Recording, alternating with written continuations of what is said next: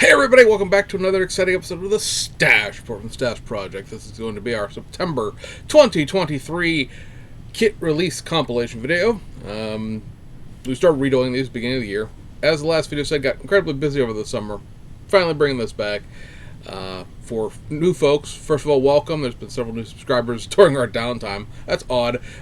How you don't gain subscribers when you're doing something, but you don't stop doing something for 3 months, and like 10 people are like, "Hey, that sounds like a cool place to be. I'll go watch this not do anything for half a year." At any rate, welcome. Hope you hang around now that we're back, sort of up and running here, at least until November shipping disasters start showing up, and we have that 6-day work week over the holidays again. But in the meantime, we have 34 different kits that are either released already, as we are the 12th of the month at this point, or are going to be released. A lot of that comes in the Revell. Several Revell releases have come out in the last couple of weeks. We're going to touch on real quick, and then there's at least one more that is pending. And then, of course, we have a whole slew of overseas stuff, including some, at the time of filming, releases in Hong Kong of a couple of new kits from the folks over at New BMAX Platts. And so those will be coming, should be by the end of the month. Those will be towards the end of the video. So let's start here on the domestic side, as we tend to do. Again, we're going to plow through this really fast. Not going to be totally cramming you full of information here in terms of like the history of these kits, mainly because we have so many. And when I talk to this camera, I only have 4 gigs to record on, which is around about 40 minutes. So we're going to do this as quickly as we can slog through it. So let's start over at Revell and talk about those kits that are released and or coming up. One of the release items that is out there right now, I mention this only because a friend of mine here locally picked one of these up, and I teased him relentlessly about it, but it's a theme for a Halloween build, so hey, it might work for that. It is the 1/8 scale Evil Iron Custom Chopper Trike. So yeah, this is a blast from the 1970s past of Revell. I don't know what else to say about that other than if you're interested in something like this, hey look, it's back out again. Another kit that's been released that goes back a little while is this 1969 Pontiac GTO. They are touting this as a 2-in-1. You could build it as a stock GTO or the Judge, which was of course a trim package on the 69 GTO that added a spoiler and some stripes. It does not appear that there are 2 sets of wheels in this kit, at least from the pictures that they've shown of built examples of this. So you're not getting a lot for your 2-in-1 there, just the option of whether or not you can throw some decals on and whether or not you can put the rear spoiler on. This kit has the history of going back into the very early 1980s as a 1/24 scale monogram kit. So keep that in mind. Seen a few people pick this up and already complain about how simplified it is because, of course, God forbid anybody do any research to realize that this is a nearly 40-year-old model kit that you're building. And yes, it would be a little simplified because of that. Another release that just came out from the folks at Revell, this is a good one. This has been pretty popular. You may have already heard about this one. Is the 1970 Ford Torino Cobra, reissue of a kit that was put out in the mid-2000s.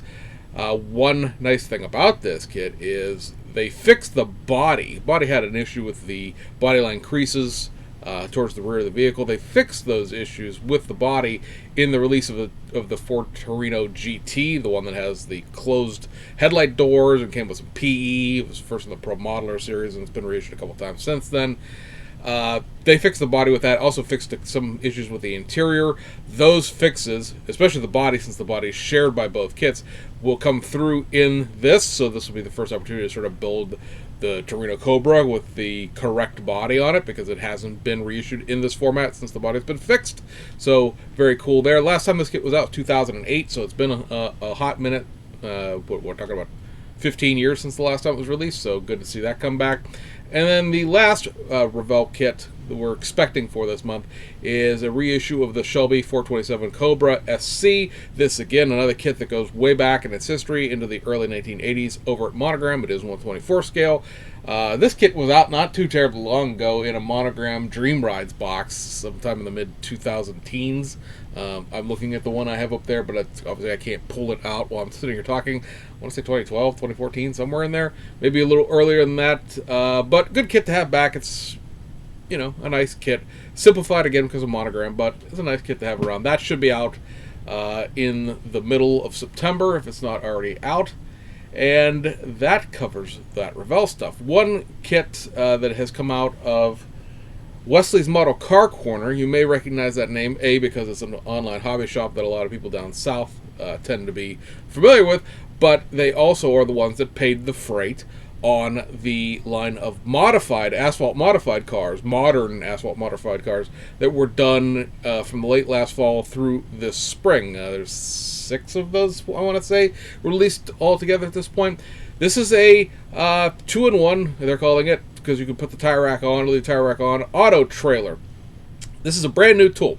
So this, again, is a situation where Wes has worked with the folks over at Salvino's JR to do the tooling and the production there, and then put his own decals and things like that in it. So, yeah, this is not a reissue of some old trailer that's been dragging around AMT or Monogram or Revell forever and a day. This is a legit brand new piece of tooling. The ramps, stow. The wheel chocks are adjustable, so you can properly, chalk your vehicle. Obviously, if you're towing something on a trailer, you chain it, but there's not really a real good way to make effective chain and scale. Even jewelry chain from like Hobby Lobby tends to not be quite right in terms of size. But you got some decals with it, and yeah, it's pretty cool. You're going to probably have to go through a hobby shop or an online vendor to get something like this. Image you're looking at here is from Model Roundup. Because this is not something that obviously is going to be in Hobby Lobby. It's not going to go to Ollie's on closeout or anything else like that. I think this is a 1,500, 2,000 piece run, as most of the Salvino's stuff, Salvino's produced stuff tends to be at this point. So if you want one, go grab one when you see it. Most places, again, hobby shops have this in stock. Speaking of Salvino's JR, couple of releases this month, just 2 because of the Italian holidays. All Salvino's decals are now made by Cartograph, and they were on vacation for most of the end of August, beginning of September. So first up, the sort of the kit of the month, if you will, the kit that's coming out through the Builders Club and then comes out to everybody afterwards, is this 1988 Chevrolet Monte Carlo for Richard Childress Racing. Now, there is no name on this as far as the driver of this nameless car. We all know, of course, this is Dale Earnhardt's car. At the time of producing these decals, due to that summer break that Cartograph is going to go on to, the decision was made to license this through RCR and just produce it without Dale Earnhardt's name on it. Theoretically speaking, should the licensing come through, I would expect that future releases of silver and black number 3 cars would have Dale Earnhardt's name on it. That's not something that's for sure, but obviously there's only so much. I mean, he drove for RCR for a great long period of time, but Salvino's overall library of material could go from his rookie year up through at least the Luminas, because the Luminas are pretty much where their actual tooling from Monogram ends. Anything beyond the Luminas, they'd have to create a model kit for to represent the later Luminas and the Monte Carlos. But it does give them a huge breadth of his career if they can get his name licensed. A lot of people will say that'll never happen. They seem to be pretty confident that it in fact will happen. So all in all, we'll find out. But yeah, this would be the big, sort of the other big cash cow for Salvino's. Obviously, Richard Petty, hugely popular, outsells everyone in terms of the other kits that Salvino's manufactures. But having Dale Earnhardt would be the other thing that sells more kits than anything else within their stable. So should be interesting. Also to note of this kit itself, this is the aero back version of the Monte Carlo. They have finally, some people would say, created new clear parts for these old Monogram G bodies. So the Regal, the Grand Prix, and the Monte Carlo have new glass. Fun fact, Monogram actually made one glass that fit all 3 of those, which is why when Salvino's tried to recreate it, they didn't get the glass molds. They couldn't quite figure that out, and it didn't end up fitting anything other than the Grand Prix, because this glass manages to fit from the outside on certain kits, from the inside on other kits, and was quite a little leap of technology at the time. Although that would probably tell you that the greenhouses on several of those kits aren't actually correct in reality in terms of the actual Monogram kits. So they finally figured this out, 3D scanned basically the old windshield so they could figure out how that fits, and also created a new aero back, the big bubble aerodynamic window on the rear as well. So this will be the first kit that you see pretty much all of this. They also created the opera windows, the window between the B and C pillars on these Monte Carlos they started using after 1986, which was something that they did not actually have in their possession before. So a little bit of work done there to improve that kit out.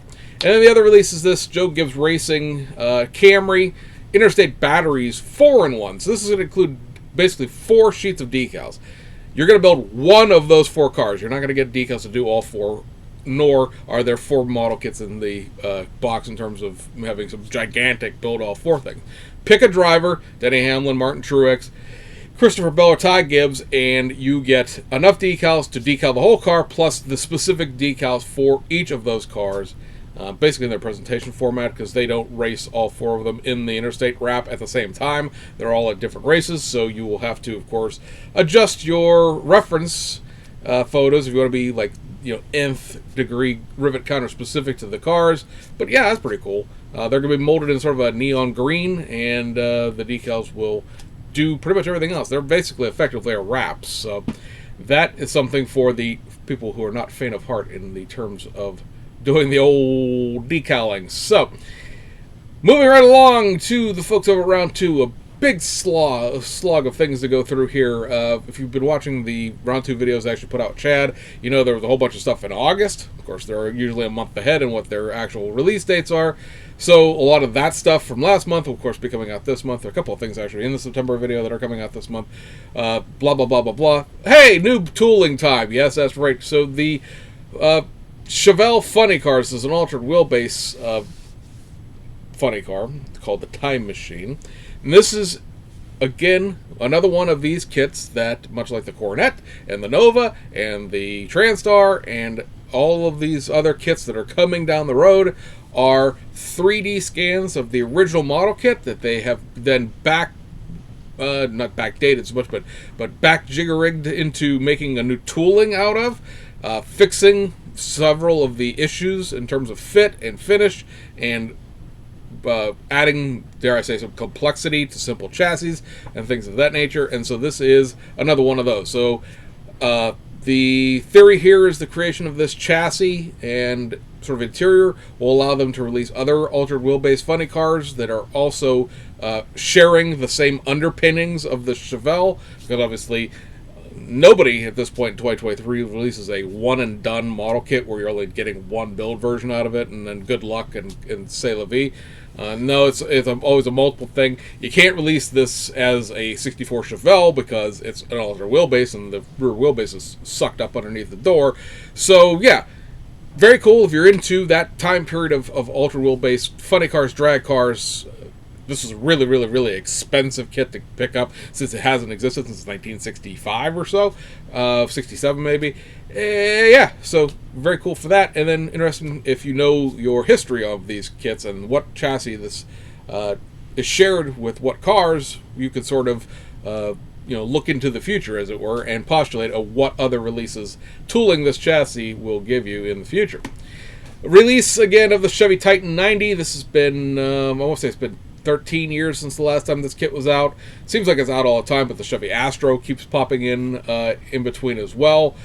Shares a lot of the same tooling with the Chevy Astro, basically just a different grille and some decal differences there. But cool to have this back out if you're into those 70s cab overs. Reissue of the MPC 32 Ford Street Rod series of the Switchers. Now, I have to admit, I don't know anything about these as far as what they come with and how realistic that build it up, then switch, then switch, then switch again and again and again thing is in terms of a construction standpoint. Like, does it really come back apart and go back together in a way that won't make you want to throw it across the room? Because these were, of course, kids' toys in the 1970s. And then, again, what exactly comes in this model kit other than at least a Hot Rod 32? You are getting pad-pinned Goodyear tires with this, new decal sheet, vintage packaging from the 1970s. For the folks who know, please, in the comments, feel free to leave the kit history and what you get with this, because I, again, admit I don't know what you're necessarily getting with this. In terms of, has it been in an AMT box? Like, is this something that's been around? Because AMT has a 32 Ford, MPC had a 32 Ford, they merged in 1988, cats and dogs slept together, so, again, feel free to inform me and everyone else as to what's going on here, because I will freely admit I don't know.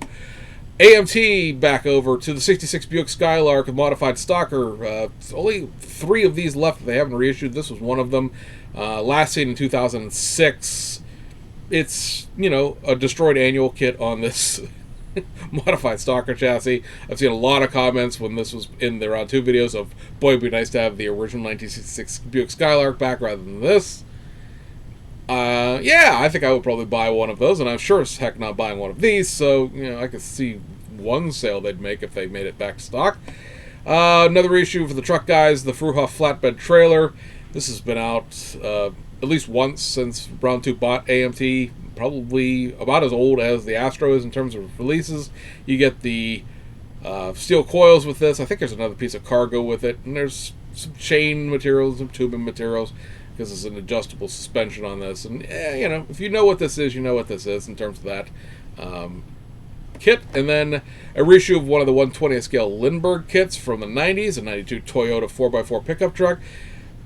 It's always been a shame, to a certain extent, that these were 120th scale, because, A, they're really nice kits to build. I built several of these back in the 90s as a teenager when they came out.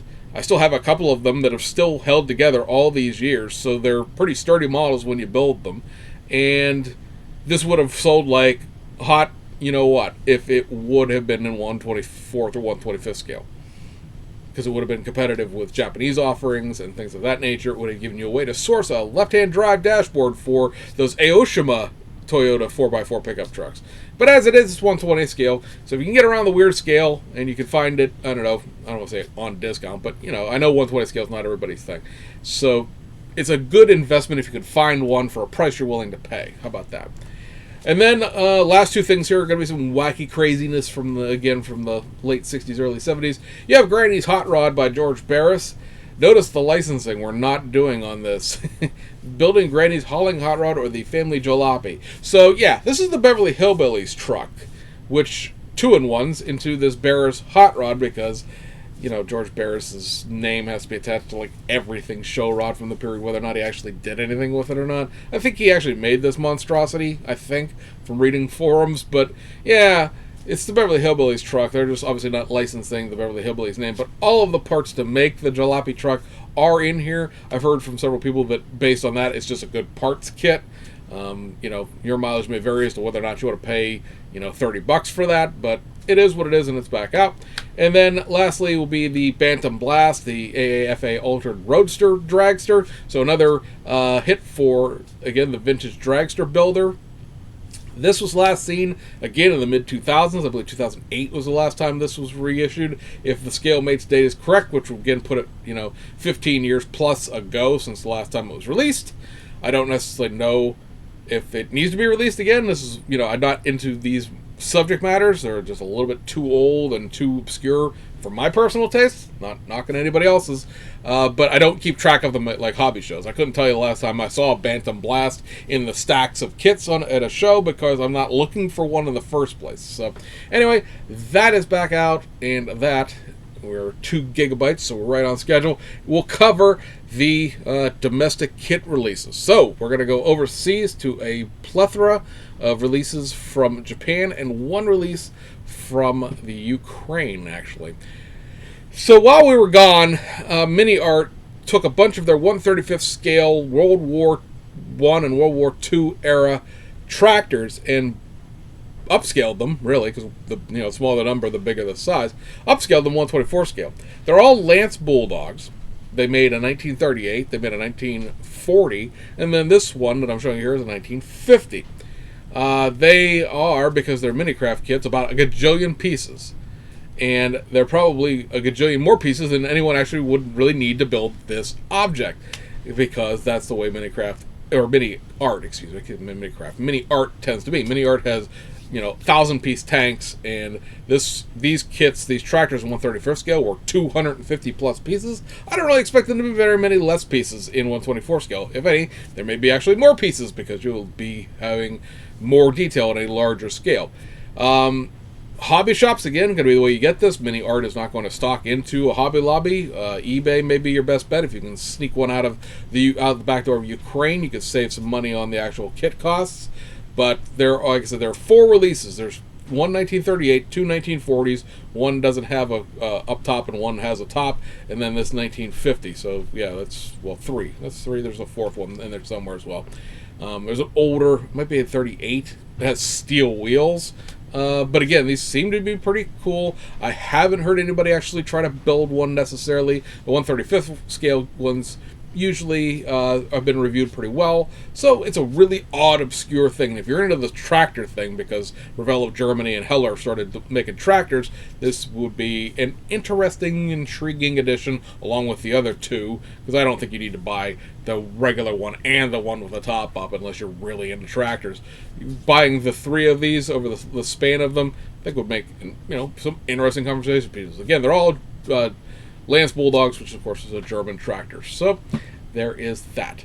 Over to Fujimi, who has I want to say 6 kits coming out this month. 3 of them are a reissue of the series from the Yoroshiko Megadoc series. It's the 40th anniversary of that anime series.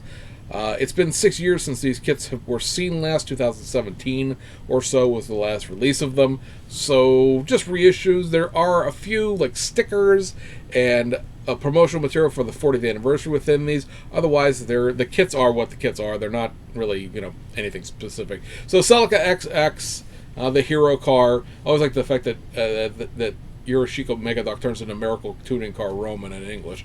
But this car is a very, very basic kit. It is a former motorized toy. Their Celica XX, which of course we would call a Celica Supra, is a very weirdly proportioned car, just model-wise. It's not...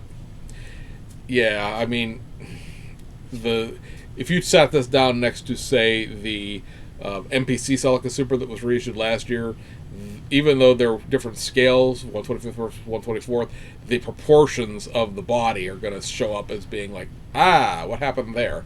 So, yeah. I can't really recommend this kit, no matter how they release it to anybody.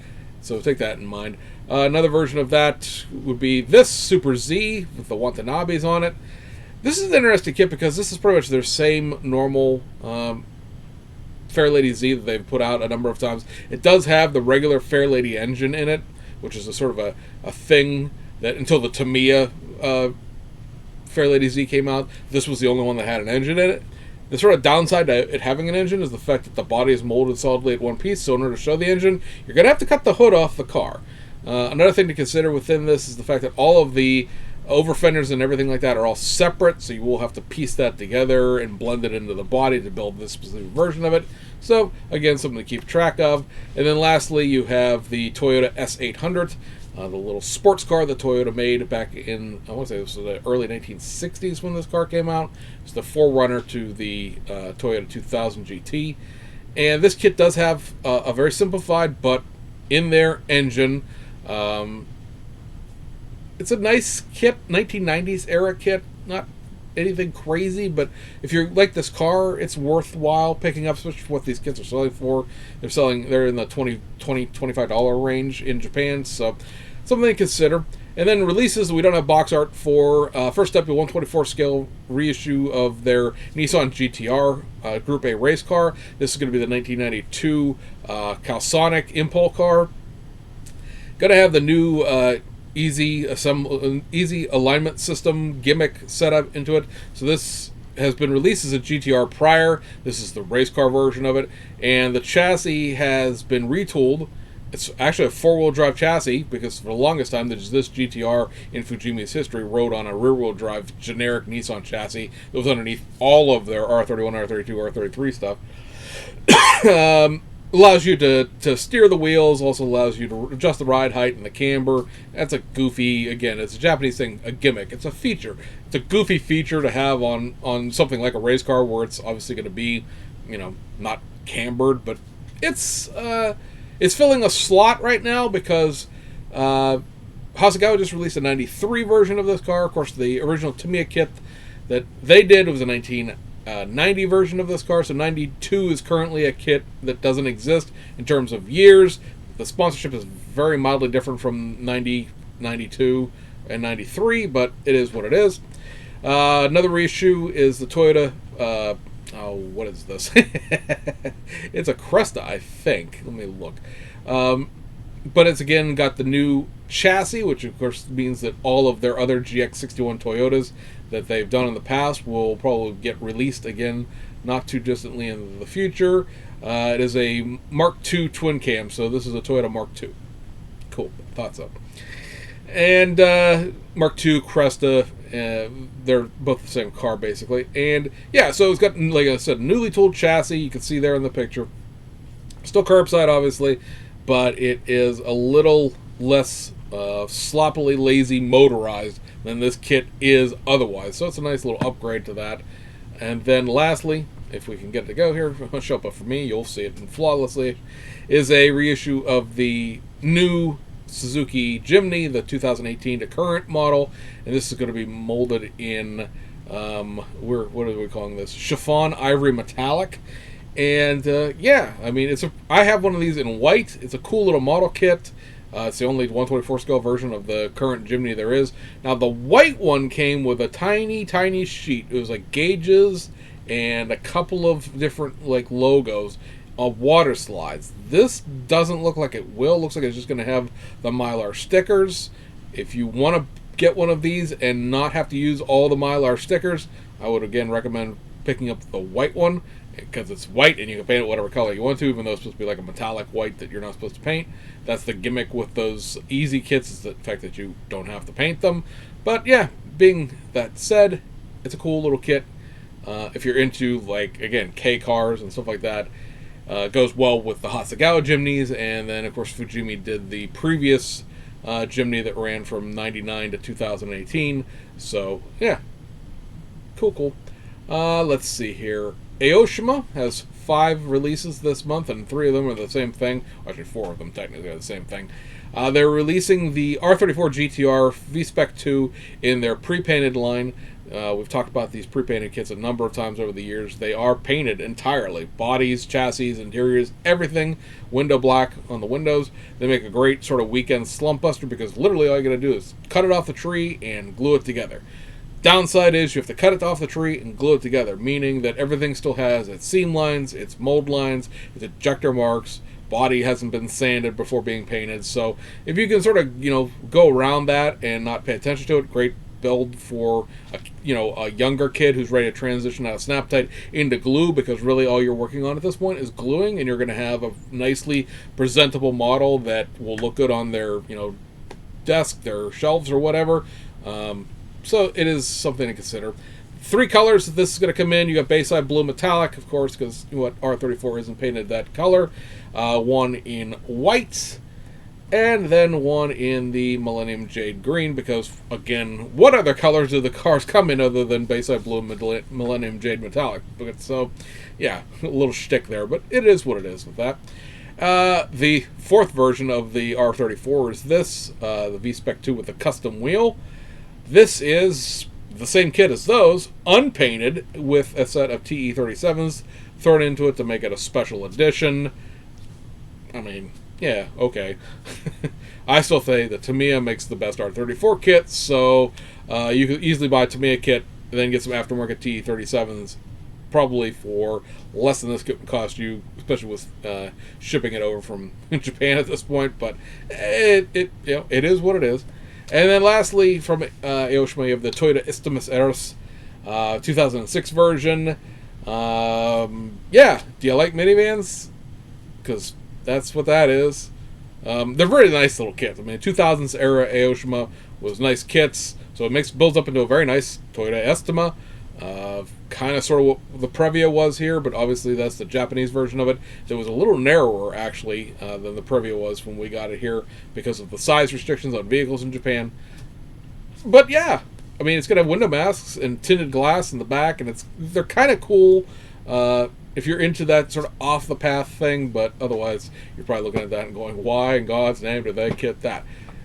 Good question, no good answers. Life moves on. Over at Hasegawa, we have very little box art out of Hasegawa this month, so bear with me on the pictures here. First up, a reissue of their newer tool from a year and a half ago, Toyota MR2. This is going to be the 1984 Car of the Year Special Edition. This was released in 1985. 300 of them were made. They were all white. It is molded in white. Has the steel roof, not the glass, although I do believe the moonroof roof is included in this because that's the way the kit is tooled, and that all those parts just sort of run with it when you make it. But if you want to make a limited edition weird car, because they've already made like an 85 MR2 that has these, I want to call it a 3-spoke wheel, this little it's a Roomba shaped hubcap basically. They already made this kit, but this is just another version of it. Yeah, all right, I mean, yeah, okay, sure. Let's see here, what else we got? Box art. Nissan R91 CP Shakedown Edition. This is the car as it practiced for the 1991 Japanese sports car prototype series. So the only part of it that's painted apparently is the ass end of it. Otherwise, it was raw carbon fiber. I'm going to assume that they're not going to include carbon fiber decals to make that. You're just going to paint it metallic black and say, or metallic black, paint it matte black rather, and say, okay. Just another extension of that kit at this point. I guess if you have the R91 CP in this livery, because that airbox is specific to one of the 2 cars that ran, you could build this and be like, oh, practice car, and then, oh, here's the real one. But otherwise, it's kind of a weak, soft offering. You'll see that a lot in the coming months out of Hasegawa. A lot of weak, soft offerings. All right, so over here we got the reissue of their 1965 Honda RA 272 Grand Prix of Mexico winner. This is what they call the detail up kit. A bunch of these have come out with various different kits. 2000 GT, the R89, and things of that nature. This has the photo etch turn metal intakes on the trumpets, on the intakes. There's white metal suspension pieces, white metal exhaust pieces, things like that. This runs about $70, which is about $40 more than the regular version of this kit runs. And I want to say that this is, it's 1/24 scale, so it's a teeny weeny little version of this. Most of these you'll see, like Tamiya's is 1/20th scale. This is a tiny car on 1/24 scale. It's probably maybe 5 inches long. These were exceptionally small F1 cars back in the day, so take that into mind of whether or not you build F1 and whether or not you care what your scales are. Next up, we have a reissue of their Toyota AE92 Corolla Levin in the GTZ trim. This has a resin chin spoiler. So resin spoiler, all of the things. Same kit as it's been, just tossing a spoiler in there. Next up, you have a reissue of their R31. I want to say this is going to be a 1988 or 1987 R31 Skyline. This is what they're calling like a BBS special edition or dress up, right? Yes, dress up. This has the BBS rims out of one of the other R31s, so those aren't even new wheels. Those wheels already come in one of the other kits. What you're going to get here is some decals. You're going to get metal foil to put chrome over the wheel wells because, baller move of the 1980s, chrome on your wheel wells. And otherwise, it's their R31 kit in the GTSR format. These are really nice in terms of the model kit itself. I am only sort of painting we didn't have anything else we could do, we're doing this kind of thing. But the model kit itself, really cool, very nice. If you haven't picked one of the other ones up, I guess suppose you pick this one up. And that is Hasegawa's releases. And let me see, where are we at? We're at 3.7 gigabytes, so wrapping this up, and I believe we are at the end. We are. The 2 kits that are coming out of Nunu via their distribution with Platts. First up, reissue of their BMW 320i in the early version. Now, they've done a 2001, which is very stock-looking one. They did a 2004, which has some over fenders and a big spoiler in the back. This is the early 2001. This car specifically is set up with, there's going to be 3 team cars here, but the number 6 that you're looking at is the winning car from the 2001 Gia Race of Macau. So winner, winner, chicken dinner. Very cool to have this kit come back. I think this pretty much elegantly shows, if you look at the pictures, the way the wheel is turned kind of a little bit to the left on the driver's side, kind of a little bit to the right on the passenger side, and then the fit of the rear axle on the driver's side is all cattywampus, is very much inclined to how this kit builds up in real life. There's no Photoshop on this. The steering rod, the part that attaches the uprights together lets you steer the wheels, is about half a millimeter too long, and it makes the wheels toe out to the sides because it's not, short enough for it to be straight. So consider that if you already have one of these and you haven't built them, you're going to pick this one up because, hey, that's cool. You are going to have to, take that, trim it, sand it down a little bit, glue it back together again, do a bunch of test fitting with it in order to determine, what the best thing is. I would, of course, not sit around and try to pose the wheels a lot after you've cut that in half so you don't snap it in half a second time, but it does need to be shortened in order to have the wheels actually either turn one way or the other or have them be just straight. I built one of these already, something I haven't shown on the channel, but I was using aftermarket rims. I thought maybe that was the problem. Saw a couple of these built up in the Marlboro livery that came out originally. They're all toe out wonky too. It is a problem with the kit itself, not the wheels. And even turning the wheels, I can get one wheel the other all the way tucked in, and the other one sort of sticks out on a weird angle because, again, even with the wheels turned, it's still too long. And just realize what you're dealing with there. It's not really a kit flaw. It's just one of those things of somebody didn't measure something somewhere and it came out just that a little bit too big. Also, it doesn't look like they fixed the rims with this, which will make Lau over LB Productions happy because that means you have to go buy some more rims. Another thing to keep in mind before we go off this one is this does have the bumper trim for the entire back of the rear bumper. If you bought the Marlboro cars, it only came with about a third of the rear bumper because the middle of the rear bumper is covered with a huge Marlboro logo, so they didn't bother to provide the decal for that. This one, on the other hand, doesn't include the black trim for the entire side of the car. You may have to piece and part together your decals in order to do the trim that way. I've tried to mask it off and paint it. It came out, but the decals actually fit perfectly in terms of being right on the trim lines, and doing the decals is a heck of a lot easier than actually masking this mess off and trying to paint it. Lastly, the reissue of their EF3 Honda Civic. This in the 1989, I believe it is. Talking about this with somebody the other day, and I've already slipped my mind, so let me pull a reference real quick. Why can't I not find it in a big hurry? This thing is going to cut me off.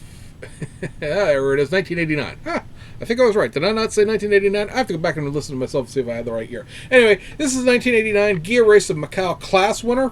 Gear Race of Macau 1989 was much like the Japanese touring car, split into several classes depending on engine displacement. The Civics and the Corolla Levins, obviously in the Division 3 lowest class because they're under 1500cc engine output. This is the Racer sponsorship. This car did run as the number 3 within the JTCC in 1989. Decals for that exist from, I want to say, Studio 27. It'll be interesting to see if they include the JTC decals with this. They've done that a couple of times recently where they've included other versions of the same decal sheet in the kit without ever saying in the promotional materials that it would be out in that same livery, so we'll be interested to see. This does include a new set of wheels, or we're borrowing the wheels from somewhere else. I'm not sure if these are newly tooled or if we're just borrowing them out of the Minolta version of the AE92 Levin, because that also had the same-ish set of wheels. But these wheels were specific to this car. A lot of the other EF3s in 1989 didn't run this wheel set. This one happened to, both in Macau and in Japanese touring, so yeah, nice to have the right wheel set in there. They didn't just regurgitate it, reissue it with the wheel set that doesn't match the car.